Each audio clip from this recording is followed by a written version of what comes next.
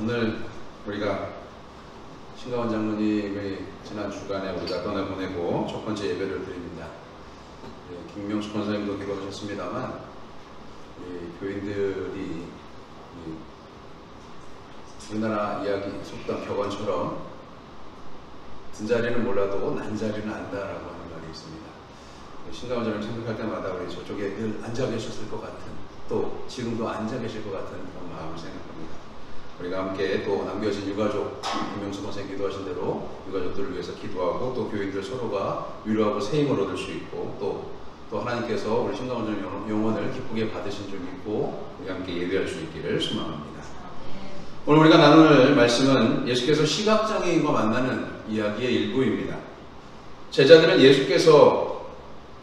예수와 함께 걸어가다가 제자들이 이렇게 이야기합니다. 맹인을 보고 이야기하기를, 저 맹인은 누구의 죄로 인해서 맹인이 된 것입니까? 라고 이야기를 해요.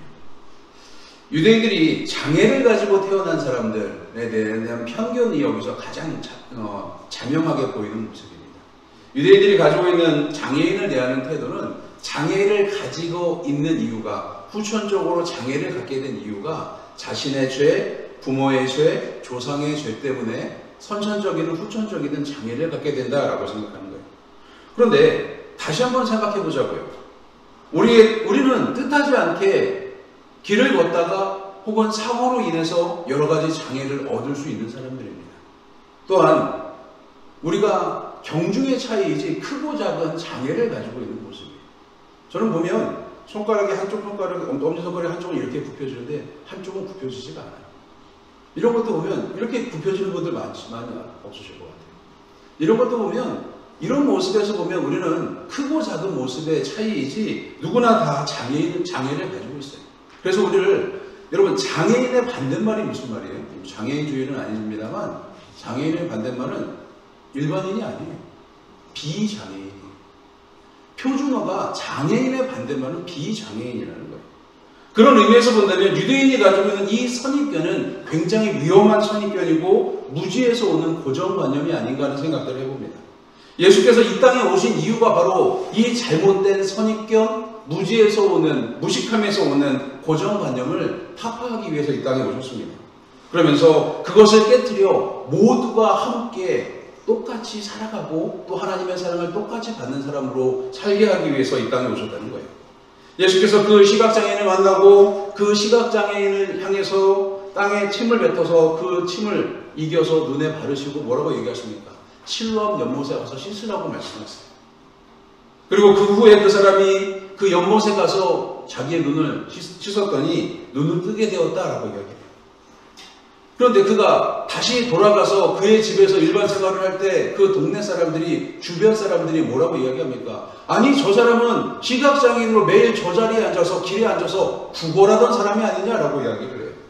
그러면서 그에게 가서 어떻게 눈을 뜨게 되었는지 물어요. 거기에 대해서 자신들의 원하는 답을 얻을 수 없으니까 뭐라고 얘기합니까? 부모에게 찾아가서 어떻게 너의 아들이 눈을 뜨게 되었는지 자초지종을 이야기하라고 이야기해요. 이 부모는 율법이 무서웠던 사람들이었어요. 그래서 저가 장성하여 성인이니 저에게 가서 물어보시오 라고 이야기해요. 다시 그 아들을 불러다가 마치 취조하듯이 그에게 이야기합니다. 어떻게 눈을 뜨게 되었느냐? 너의 눈을 뜨게 한 사람이 누구냐라고 이야기해요. 이때 오늘 보면 앞에 나와 있는 요한복음 9장 33절의 말씀 보세요. 이 사람이 하나님께로부터 오지 아니하였으면 아무도 이 일을 할 수 없다. 여러분, 이 이야기에 대해서 잘 들어보세요. 이 사람이 말하는 이 간증을 잘 들어보세요. 이 사람 예수가 하나님으로부터 오지 않았으면 내가 눈을 뜨는 일들이 있지 않았을 것이다 라고 이야기합니다. 여러분, 그러자 유대인들이 뭐라고 얘기하는지 한번 보세요. 그들이 대답하여 이르되 내가 온전히 죄 가운데서 나서 우리를 가르치려 하느냐? 이에 쫓아내버리니라 라고 이야기해요. 좀 더 편하게 쉽게 이야기해 볼까요? 길거리에서 구걸이다 하던 녀석이 우리를 가르치려고 하느냐? 꺼져! 속된 표현에 죄송합니다. 이렇게 말하는 거예요. 당장 여기서 나가라! 꺼져라! 라고 이야기하는 거예요. 그 사람을 쫓아냈습니다. 여러분, 사람이 사람을 이렇게 함부로 하는 것, 이것이 인류에 있어서 얼마나 많이 자행되어 있고 우리는 지금도 그 일을 여전히 반복하고 있습니다. 이것이 얼마나 교만스러운 모습인지 오늘 본문을 통해서 예수께서 우리에게 말씀해 주고 있어요. 성경은 교만에 대한 이야기를 하면서 교만을 가장 큰 죄로 여깁니다. 교만한 천사는 마귀가 되었고 첫 인간도 교만 때문에 타락하게 되었습니다. 교만의 모든 죄는 하나님으로부터 멀어지는 죄가 아니라 하나님처럼 하나님을 넘어서려고 하는 죄를 범하게 합니다. 교만은 하나님께 전적으로 맞서는 마음이기 때문에 하나님은 교만을 대적하고 교만을 멀리하라고 말씀하십니다. 21세기 최고의 신학자라고 말하는 C.S. 루이스가 교만에 대해서 이렇게 이야기해요. 교만에 비하면 다른 죄는 벼룩에 물린 것과 같다라고 이야기해요. 교만이 얼마나 큰지를 가장 자명하게 보여주는 한마디가 아닌가 하는 생각을 해봅니다. 다시 본문으로 돌아와서 보면 이 고쳐진 시각장애인이 마을에서 쫓겨났다라고 하는 이야기를 듣고 예수께서 그를 다시 만납니다. 그러면서 다시 만나서 예수께서 하는 첫 번째 물음이 무엇이냐면 고침을 받고 기적을 경험한 그를 다시 만나서 예수께서 말씀하신 게 뭐예요? 내가 인자를 믿느냐? 여기서 말하는 인자, 하나님의 아들 아닌, 여기서 말하는 인자는 사람의 아들이라는 뜻을 가지고 있습니다. 예수께서 스스로 본인을 스스로 낮춰서 겸손하게 표현할 때 했던 가장 중요한 단어가 이 인자라고 하는 단어예요. 내가 사람의 몸을 입고 왔다라고 본인 스스로 밝히시는 이야기예요. 이제 겸손하신 예수께서 우리에게 물어봅니다. 너희들이 사람의 아들로 태어난 예수를 믿느냐? 여러분, 이 질문에 무엇이라고 대답하시겠습니까? 본문에 이 사람은 그가 누구인지 알려달라고 이야기하면서 내가 믿고자 한다라고 대답합니다. 그러자 예수께서 너의 눈을 뜨게 한 바로 앞에 서 있는 내가 그다라고 이야기를 해요. 그러자 이 사람이 뭐라고 얘기하면 주여 내가 믿겠습니다라고 이야기하면서 예수께 엎드려 절을 하기 시작합니다. 자신의 눈을 뜨게 한 이가 누구인지 확실히 몰랐습니다. 그가 예수인지 그리스도인지 선생인지 율법학자인지 아무것도 몰랐어요. 단지 하나, 그가 하나님으로부터 온 사람이라는 것을 알았어요. 그리고 그가 예수라는 사실을 알게 되면서부터 그의 행동에 변화가 일어나기 시작합니다. 늘 장애인으로 할 일이 없어서 구걸하며 살던 사람이, 낮은 자세로 살던 사람이 당당하게 예수의 앞에 와서 겸손하게 고백하기 시작합니다. 주님, 내가 사람의 아들로 오신 당신을 믿겠습니다 라고 이야기하기 시작한 거예요. 우리의 삶 속에서 우리는 스스로를 낮춰서 사람의 몸을 입고 오신 예수를 만날 필요가 바로 여기에 있습니다. 신앙의 변화는 내가 마음 먹는다고 해서 일어나는 것들이 신앙의 변화가 아니에요. 여러분 보세요. 여러분들이 마음 먹는다고 기도가 응답되고 여러분들의 신앙이 커지고 더 굳은 믿음이 생겨지고 하나님을 만날 수 있다고 생각하십니까? 아니에요. 전적으로 하나님이 나를 향해서 내 기도에 귀 기울이시고 내 간구에 응답하시고 나와 함께 하시고 내게 손을 내밀어 주셨을 때 그때 내 신앙이 커지고 내가 하나님과 만날 수 있는 사람이 되는 거예요. 그렇기 때문에 우리의 변화된 모습이 필요한 시대를 살아가고 있습니다. 여러분에게 부탁드리겠습니다. 이 예배로 겸손의 모습으로 오신 예수님과 만나십시오. 이 예배로 우리를 향해서 여전히 두 팔 벌려 기다리고 계시는 하나님의 품에 안기시기를 소망합니다. 또 이 예배로 우리가 이 자리에 임재하시는 성령을 경험하는 시간이 될 수 있기를 소망합니다. 지난 주간에 우리가 사랑하는 신강원 장로님을 하나님께 돌려보내드렸습니다. 교회로서 안타까운 일이고 헤어짐의 아픔이 남습니다. 생각해보면 15년 전에 제가 이 교회 처음 왔을 때 한 달 정도, 한두 달 정도 지났던 것 같아요. 예배당 로비에 딱 앉아 계신 신장님이 들어오는데 목사! 신장님의 늘 태도가 좀 그랬어요. 제가 뭐 목회 경력이 길지도 않고 간 목사 안수 받은 사람이었는데 송구스럽습니다만 뭐 저런 사람이 다 있지 않나 이렇게 하면서 오라고 하면서 왜요? 라고 그것도 안 갈 수는 없고 그래서 왜요? 라고 얘기했더니 핸드폰 좀 이게 뭐가 문제가 있는 것 같은데 고쳐달라고 이렇게 얘기했어요. 신자님을 생각할 때마다 제일 먼저 떠오르는 것이 30이라고 하는 숫자예요. 왜냐하면 10시 30분이 되면 딱 예배당에 입장하세요. 또 우리 교회에서 어디에 뭐 9시에 출발한다, 10시에 출발한다 하면 30분 전에 딱 교회에 와 계세요. 교회 와서 제일 먼저 예배를 위해서 제일 먼저 하는 얘기가 조절히 딱 앉으셔가지고 성경책 펼쳐놓고 수첩 펼쳐놓고 형광펜을 딱 꺼냅니다. 그리고 주보에 나 있는 성경책을 찾아서 성경 본문을 찾아서 형광펜으로 색칠을 해요. 그리고 설교 본문과 설교의 제목을 수첩에다 딱 메모를 하고 딱 덮어놓고 나와서 커피를 드시는 거예요. 한 번도 예외 없이 늘 저 자리에 앉아서 그렇게 성경을 펼치고 예배를 대하는 자세의 모습을 보면서 그 뒷모습을 보면서 목사님 저도 감동을 받았습니다. 신자님 돌아가시기 전날 밤에 김보희 목사님이 전화를 했어요. 전날 밤이 아니에요. 시간을 보니까 12시 2분이더라고요. 당일날이죠. 이제 오전 8시에 돌아가셨는데 당일날 저녁에 전화를 하셨어요. 장로님이 임종할 것 같은데 목사님 면회가 안 되니 제가 전화기를 귀에다 갖다 댈 테니까 기도해 주십시오라고 얘기를 해요. 전화기에 대고 아주 간절히 기도했습니다. 인종기도를 마치고 눈을 떴더니 식구들이 제가 자려고 누워있던 방 앞에 모여서 울고 있어요.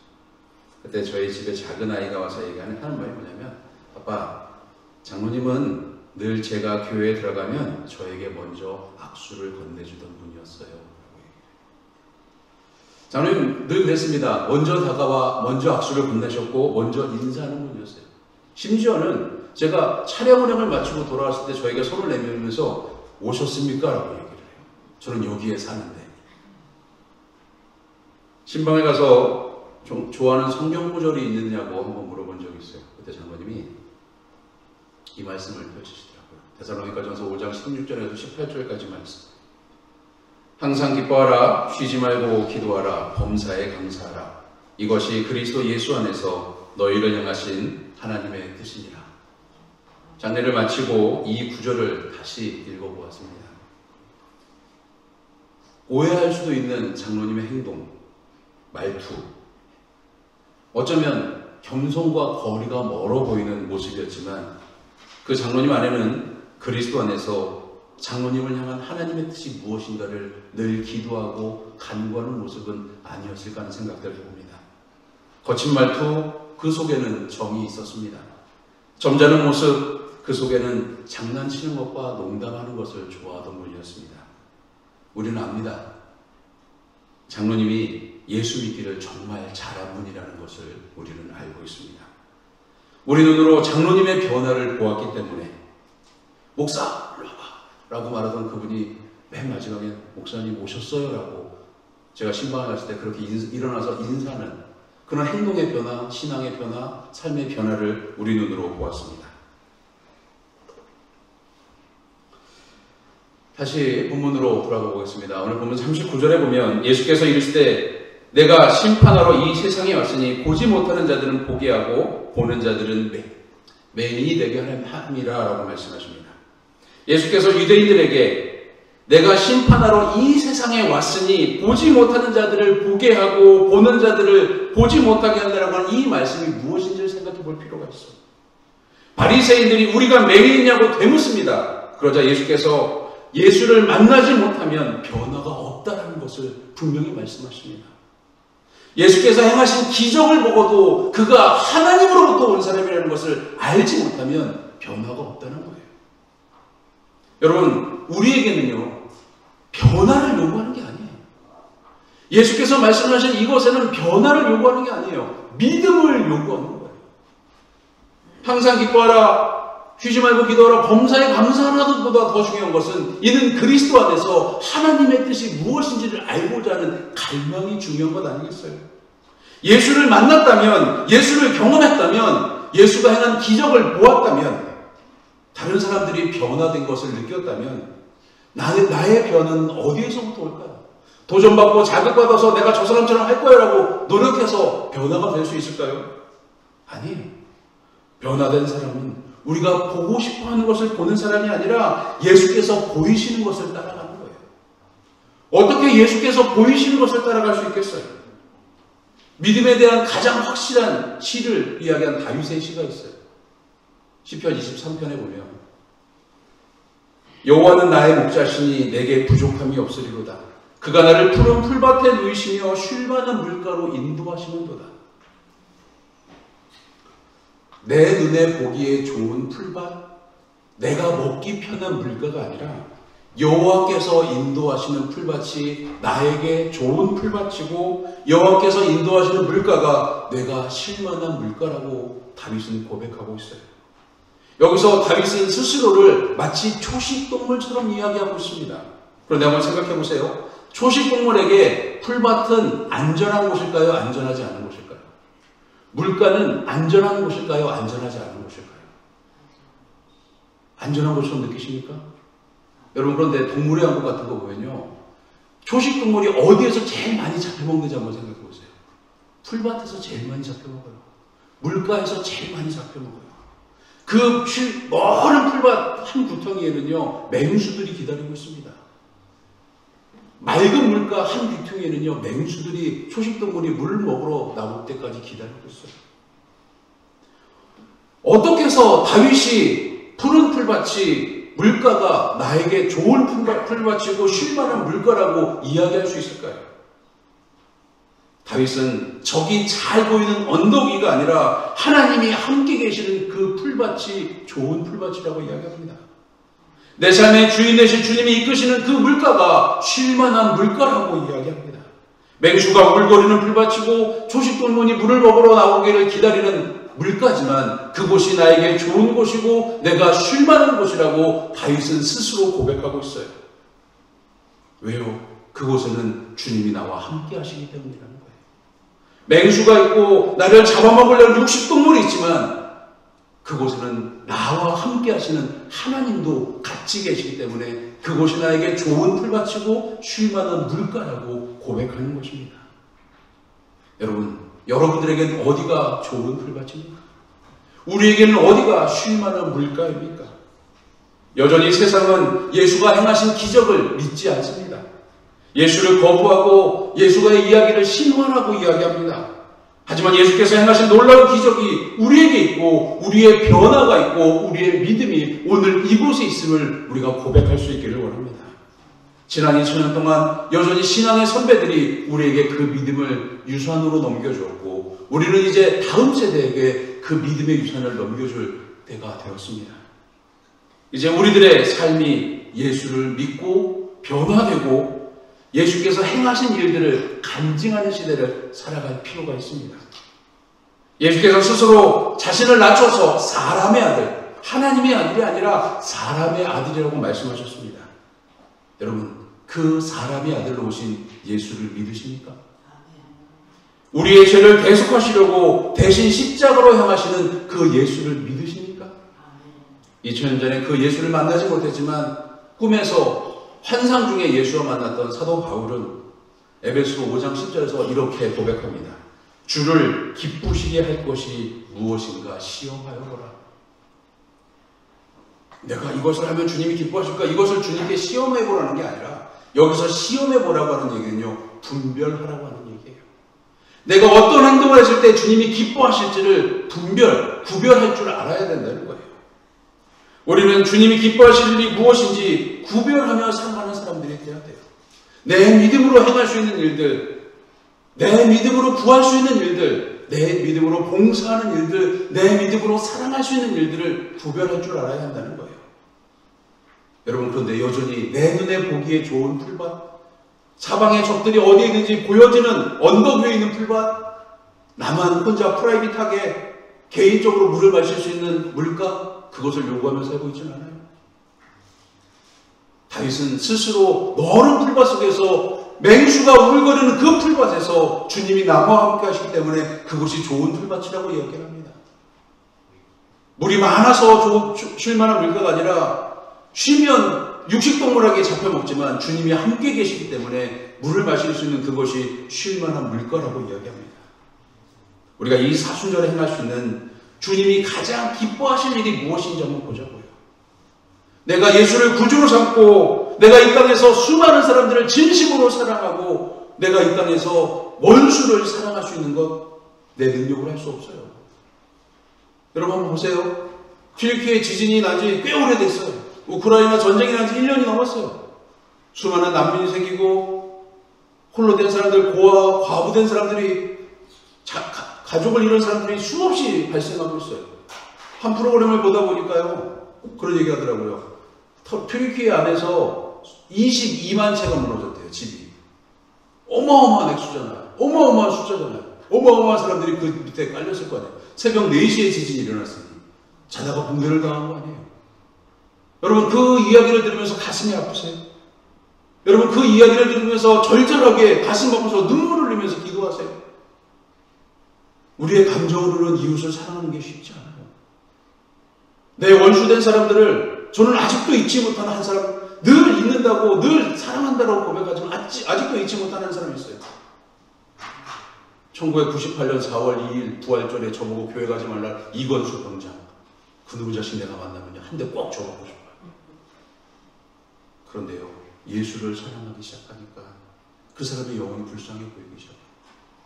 예수를 사랑하기 시작하니까, 예수께서 나를 위해 죽으셨다는 것을 믿기 시작하니까 내 삶의 변화가 뭐냐면요, 예수의 능력으로 그 사람을 사랑할 수 있는 거예요.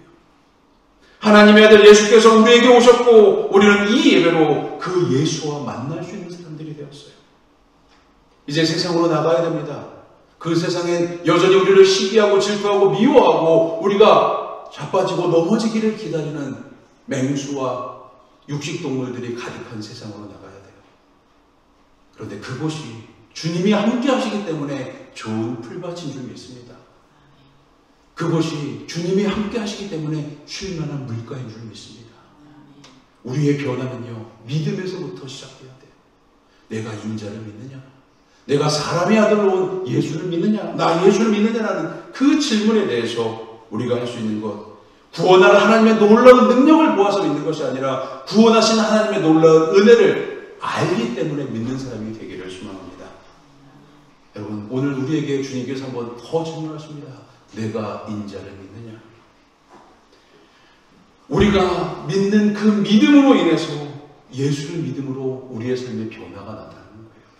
내가 변화돼야지, 내가 예수 믿었으니까 변화돼야지 결심해서 나타나는 변화가 아니에요. 우리의 말과 행동은 지난 아주 오랜 시간 동안 거칠고 난폭했고 부정적이었고 하다못해 미련하기까지 했습니다.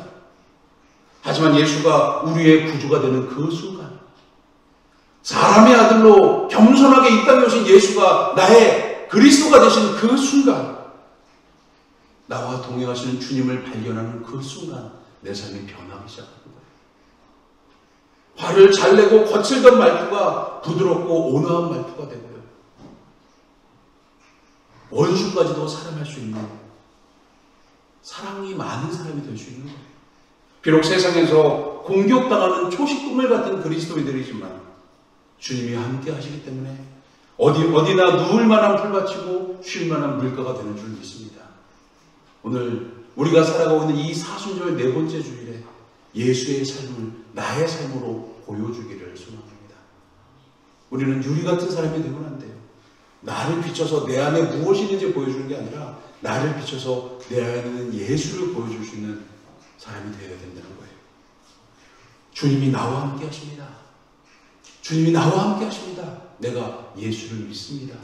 이것이 이 사순절 우리의 고백이고 이 한 주를 살아가는 우리의 믿음이 되기를 간절히 소망합니다. 하나님, 우리의 말과 행동은 늘 거칠고 난폭했고 부정적이었고 미련하기까지 했습니다. 하지만 예수께서 우리를 위해 십자가에서 죽으셨고 우리의 구주가 되시는 그 순간부터 우리는 주님과 동행하는 삶을 살아갈 수 있게 되었습니다. 비록 세상에서 공격당하는, 또 세상에서 멀리하는 교회와 예수님과 그 예수를 믿는 그리스도인이지만 주님과 함께하는 그 어디나 누울 만한 풀밭이고 쉴 만한 물가로 살아가게 해주옵소서. 이 한 주도 주님과 동행하며 내가 예수를 믿는 사람으로, 변화된 사람으로 이 땅을 살아가게 해주옵소서. 예수님의 이름으로 간절히 기도드렸습니다. 아멘.